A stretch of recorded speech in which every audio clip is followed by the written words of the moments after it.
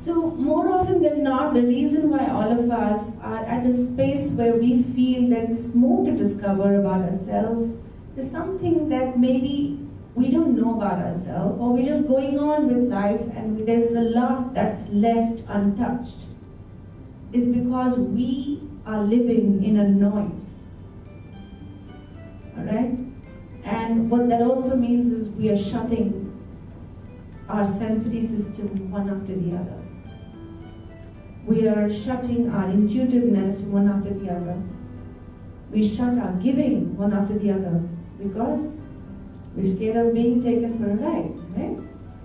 So there's every aspect of our individuality that is more or less shut. So you like have a filter on you, and there's like a 0.1 to 0.10 whatever percentage, I would say, that goes out of you as expression, as an emotion. And why is that happening? Because you've already been layered from the day you were born.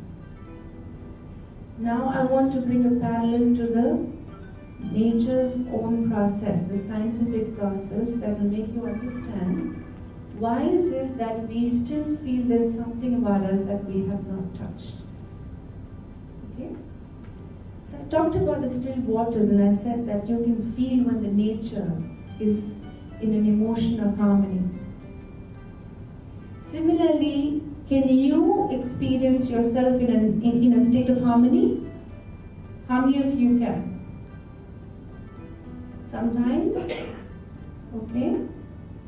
Anybody else? It's a very short-lived feeling. I see. Do you feel it is when you are doing something you enjoy, or a loved one expresses something you've been waiting for? When does this feeling of harmony come into you? You have made others happy. Yeah, some Sorry? satisfaction. You made others happy around you, then you feel good about it.